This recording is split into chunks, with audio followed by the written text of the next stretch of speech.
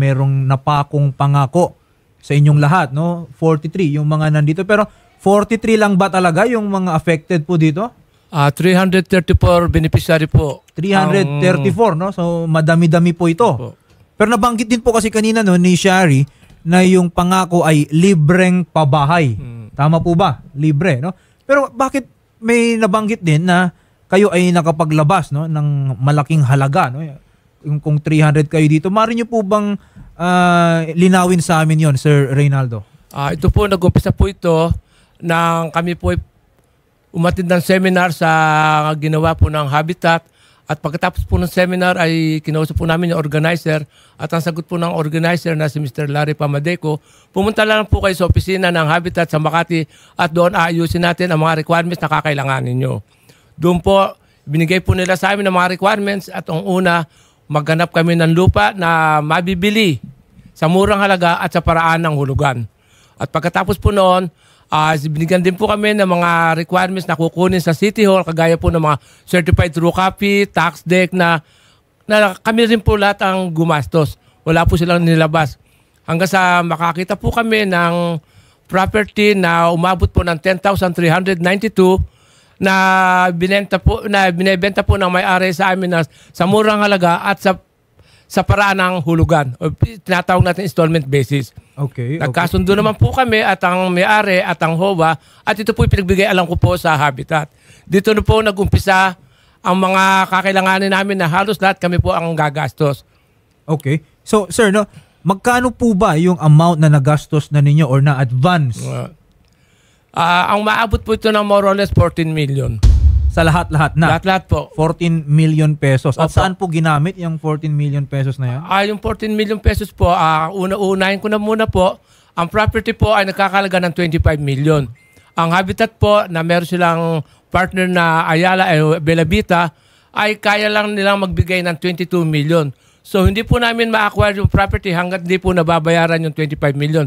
So, ang HOA po ay nagpalawal po ng 3 million para po maibayaran lang po ang sinasabi nating property na almost 3 million. Pagkatapos po noon, katulong ko po si Ma'am Rachel na isa pong empleyado po ng Habitat na siya pong nag-asikaso ng mga dokumento dahil kami po, hindi po namin masasabi yung aming tinatawag na educational attainment. So, humingi rin po kami ng tulong para ayusin po yung mga dokumento. Okay. Tama po ba yung pagkakaintindi ko na etong si Habitat, yung nabanggit po ninyo, Opo. Sila ay magbibigay ng libre na pabahay. Pero para makuha ninyo yung pabahay na yan, meron silang mga requirements. Meron po. So para makumpleto nyo yung mga requirements na yan, kinailangan nyong maglabas ng sarili ninyong mga pera. Opo. Nakumpleto nyo na po ba itong mga requirements na ito? Sa katunayan po, nakumpleto na po namin lahat hanggang sa pagbabayad po ng capital gain tax, transfer tax, at yung kinakailangan po, pati po yung survey, yung tinatawag po ng... Yung mga taxes po na yan, no? At yung mga related expenses. Correct me if I'm wrong, dun sa pagkakaunawa ko, dun sa pangyayari. Kasi kayo po yung sumagot dun sa lupa. Opo. Kumbaga, yun yung share ninyo dun sa programa na ito. Opo. May lupa na, okay, pero wala yung bahay. Wala po libre. yung bahay, wala po. Okay, bakit daw walang bahay? Dahil ang mangyayari po ngayon, para ipapasok po nila ngayon sa, una po ipapasok po nila sa housing project through Pag-ibig. Yan po ba ay nabanggit na sa inyo bago pa kayo nagsimulang mag-asikaso ng mga requirements? Opo, pinapasok daw po nila kami sa Pag-ibig. Okay. At yun nga po, no, nung una yung seminar, no, sabi po Opo. ninyo, saan po nila isosource yung pondo na pagpapagawa ng mahigit 300 na kabahayan? Meron po silang source na tinatawag po partner nila, ang Bellavita po Ayala. Okay. Sir, eto po kasi may mga amounts na involved dito, no? And you are claiming based on a promise Opo. ng Habitat po na nabanggit niyo. Opo. Yan po ba lahat ay may mga kasulatan kayo? May mga pinirmahan po ba kayo niyan? Dahil tiwala naman po kami sa kanila, hindi na po kami nagkaroon ng agreement. Ang nangyayari po, kagaya lang po, bigay ko po ng halimbawa sa may-ari po ng lupa, hindi naman po businessman or business person yung may-ari ng lupa. So ang binibigay lang po nila is yung tinatawag na po natin acknowledgement receipt. ang pinapatunayan ng acknowledgement receipt po ay may natanggap silang halaga. Opo. Okay?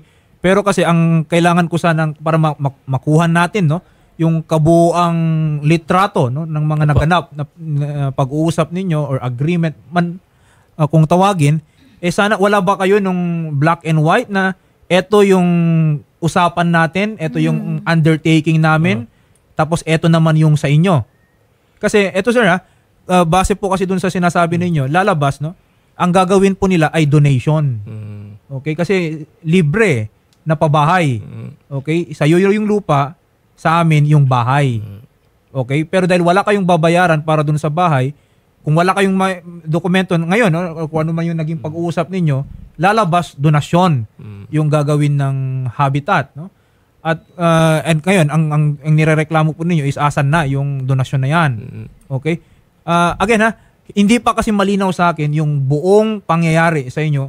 Gusto kong malaman ano ba yung naging pag-uusap ninyo? Meron bang investment dito na aspeto na sinasabi kailangan nyo maglabas ng pera tapos yung pera na yun ay tutubo in the form of a house? May ganun po ba? Bali po, attorney, ang nangyari po, yung nasabi po ni Tatay Reynaldo na si Habitat po nagpabigay po ng seminar para po doon sa libreng pabahay. So ang nangyari po, meron pong mga nag-aasikaso po sa HOA na tumutulong na ito kailangan ninyo, ito kailangan gawin. Pagkatapos po nun, wala pong naibigay na dokumento sa kanila sasabihin na ito yung partisipasyon nyo, ito partisipasyon namin. Okay. So for 10 years, ganun lang po nangyayari. May bababang opisyales sasabihin, ito kailangan, ganito kailangan, ito babayaran, ganito babayaran. Okay. Hanggang sa tumagal na po ng tumagal po. Yes. Okay. Mahigit 10 million pesos, no, yung nailabas ng grupo ninyo na halaga, no? Yung 10 million pesos na yan, no, kanino po napunta yan? Yung iba po sa Habitat, yung iba po sa tinatawag namin expenses. Okay, expenses, yung taxes, Pati po yung pagbabayad po na sukat, survey po. Lahat ng mga yun, no? The preparation para... pati po sa DNR, bayad po ng... Sa mga certificates? DNR permit. Compliance certificate. Pagpuputol po ng puno. Okay. Pagbabayad po ng seedlings. HOA po ang gumastos. Yung expenses na nabanggit ninyo, no, patungkol sa lupa, maintindihan ko yan. No? Pero ang gusto kong malaman, para saan yung pera na ibinigay kay Habitat? Yung pong binigay namin sa Habitat na itong huli po is 4 million para daw po sa equity. Equity po saan? Equity po doon sa pabahay na sinasabi nila dahil once na magbigay po daw po kami ng equity na 11 million, i-start na po ang paggawa ng bahay. So wala naman po kami ganong kalaking halaga. So ang naibigay lang po namin is 4 million po. At sanabi po nila na once na maibigay nyo yung 4 million, mag-start na tayo ng project. Okay. Pero magkano po yung dinedemand nila sa inyo? Na halaga, na equity? 168 po. 168,000 bawat tao. Beneficiary po. Para doon sa ROHS po sinasabi nila. Okay. Ganito sir, kasi isa nga sa akin ngayon, medyo hindi klaro, no, kung ano yung buong usapan, no? Kasi again, no, pag ang sinasabi kasi ninyo is parang donation yung bahay na yan on the condition na makumpleto nyo lahat ng requirements, kayo mag-provide ng lupa, kami magdodonate kami ng bahay. We cannot force someone to donate, no? Kasi consideration for a donation is the generosity ng giver. Okay? So kung napako ang pangako na yon, ang makiklaim lang natin is syempre kung ano yung nagastos ninyo. Okay? Kasi kayo, umaasa kayo eh. Meron kayong expectation. Okay? At dahil sa expectation na yan, syempre, sino ba namang ayaw magkabahay? Di ba? Kayo ay naglabas ng halaga. Okay? And it would only be fair na dahil hindi natupad yan and you were somehow misled, okay, edi ibalik man lang kung ano yung gastos na ilabas na nila. Magkano yung 14 million ba yan equally divided among you or by mas malaki yung halaga na nai-contribute yung iba? Ganun po. Meron pong malaki na ibigay, meron pong hindi. Hindi po sila equally na 168. Ang gusto ninyo is ma-refund na lang yung naibigay ninyo or umaasa pa ba kayo dun sa pabahay? Hindi na po kami umaasa sa pabahay dahil 10 taon na po. Palabing 10 taon na po. Matagal na pala to, 10 taon. 10 taon na po kami naghihintay, attorney. Akala ko naman neto-neto lang. Hindi po, 10 taon na po. kung 10 taon na pangako hindi pa natupad, wag na nating asahan, Shari. Opo. Nag-message po sila. Ito pong Habitat for Humanity Philippines. Thank you for reaching to us. However, upon deliberations, we resolved that it is in our best interest not to bring the issue to public through the media. We are prepared, however, to address any issues or claims in the proper forum with competent jurisdiction to decide on the matter. Thank you. Pero sir, no, sabi nyo nga kanina, so kayo pala nandito kasi ang gusto niyo na lang is mabawi. Opo. Yung mga halaga na naibigay po or nagastos po nila. Yan po bang mga halaga na yan, dokumentado po ninyo? Meron pong mga acknowledgement receipt. Kayong lahat, meron kayong mga acknowledgement receipt. No? Opo. Mapapatunayan na kayo talaga ay naglabas ng pera. Opo. Okay. Yung at least no, yung mga nagastos ninyo, lahat naman 'yon dokumentado, no? May mga resibo. Meron naman, no? Meron naman po. Okay. Sige, no? Well, gaya nga po ng sabi ko sa inyo kanina, kung lumalabas na donasyon yung pabahay, hindi po natin sila mapepersa doon. Okay? Alam niyo naman siguro na ang donasyon ay bukal sa loob, no? Kung ipinangako nila 'yan nang walang konsiderasyon, tayo ay aasa, no? Sa generosity po nila. Okay? Apparently napako, no, yung pangako, siyempre tama lang din naman, no, na yung mga naipuhunan niyo na, kumbaga na ilabas niyo na, may balik sa inyo. Hindi naman birong halaga po 'yan, no? Opo. Pero ganun pa man, no, yung Habitat po ay hindi na sumagot sa aming tawag. Sir Felix Tunog, magandang hapon po sa inyo, sir. Magandang hapon po, attorney. Pangkaraniwan po ba itong mga ganitong pangyayari na ang isang NGO ay pwedeng mangako ng mga pabahay sa mga residente, no? Tapos maglilid ito, no, ng malaking gastusin itong mga residente na ito. Ganun po ba nangyayari dito sa mga NGOs? Yun pong ang pagkakaalam ko po, no, ang Habitat nga ay ito po talaga yung kanilang pinaka-programa, no? Meron po silang mga housing project na na-implement na mahabang panahon na rin po nilang pag-exist bilang isang NGO. Okay. So meron naman silang mga natupad. Meron po talagang ganyan na meron naman po, no? Marami na rin po tayong nakitang naging naipagawa ng mga pabahay ng Habitat for Humanity. Okay. Ganito kasi, no, Sir Felix, although right now, no, hindi kasi masyadong maliwanag sa akin, no, yung naging agreement na nitong NGO with the 43, actually 300 sabi nila, no, ng mga katao, at bilang kayo po, no, yung Council for NGO Certification, again, no, it is in the interest of the public na sana maging malinaw. Ano po ba yung naging transaction dito? Ano po ba yung entitlement ni na Sir Reynaldo at ang kanyang mga kasamahan? Maari po ba, no, Sir Felix, i-refer muna namin po sa inyong tanggapan, magkaalaman, no, kung ano yung kung magkano yung kayang ibalik siguro ni Habitat kina Sir Reynaldo. Yes po. Pag-aaralan po natin yan, titingnan pag-aaralan po ng PCNC board, no? Kung ano ang nangyari dito sa issue na ito. Umaasa tayo na hanggat maaari ay ma-resolve itong issue na to. Kung hindi na talaga kayang maipagpatuloy yung housing project, at kung mapatunayan talaga, no, na merong nailabas na kaukulang halaga itong ating mga miyembro ng COA, umaasa tayo na maibalik sa kanila kung ano man yung nararapat na maibalik sa kanila. Opo, oo. At especially na 10 years na pala itong pangyayari po na ito, no? So siyempre, kung maibalik yan, kung ilang 100,000 sila, baka yung halagangan ng pera nila bawas na sa inflation pa lang. Opo. 10 taon. No? Hindi, pero Sir Felix, no, kami po dito sa studio, syempre maiintindihan po natin yung pinanggagalingan ni na Sir Reynaldo Bautista, no? Una sa lahat, masakit naman siguro, no, na mapakuan ng isang pangako. Okay? Pero kung ganun pa man, hindi na naman nila pinipilit, yung mga nagastos na lang nila. Okay? Kasi pinaasa na sila 10 years. ng 10 taon. Di ba? Opo. Oo. So, Sir Felix, no, umaasa po kami, no, na sana magkatagpo dyan sa tanggapan po ninyo. Sa akin, no, for now, gusto ko lang muna magkalinawan. Ano ba yung talagang transaction po dito? Okay. Pag-aaralan po natin yan, sana nga maliwanagan at matanggap ng bawat isa kung ano ba talaga yung naging pag-uusap nila.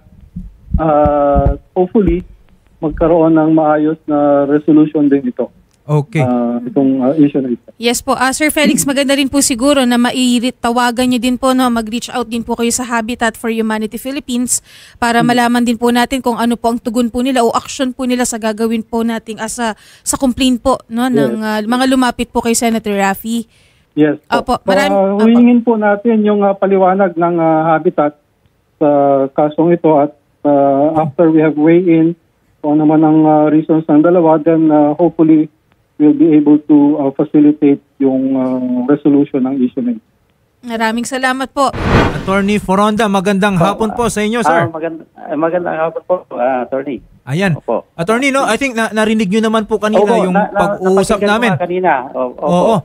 Sir, ano pong take nyo dito, no, Attorney Foronda, at least no, from the point of view lang po ng DSUD?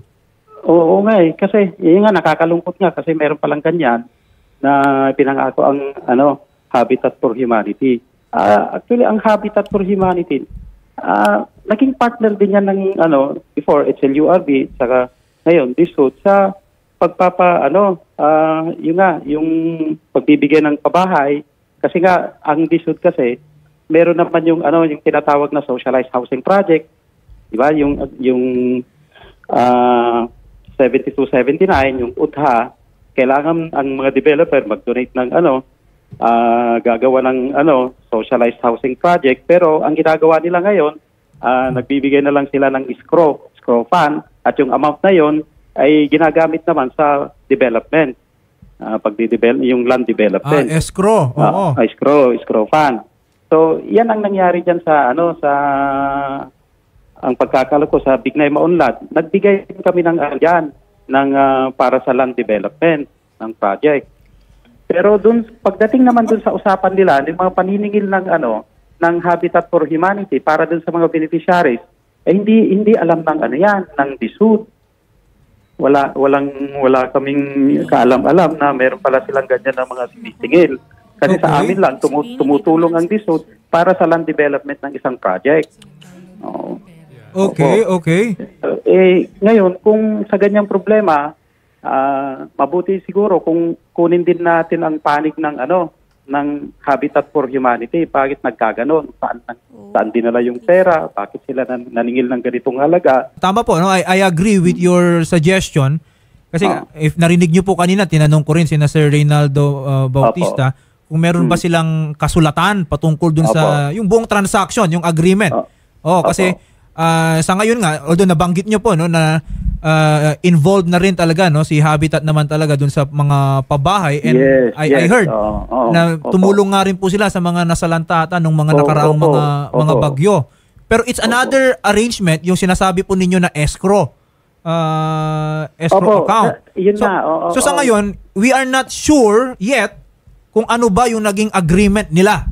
Ano ba yung representations para masabi natin kung saan nag-rely, saan dumipende ang sina Sir Reynaldo Bautista. Pero napakahalaga nung mga ilang information that we got from the DSUD.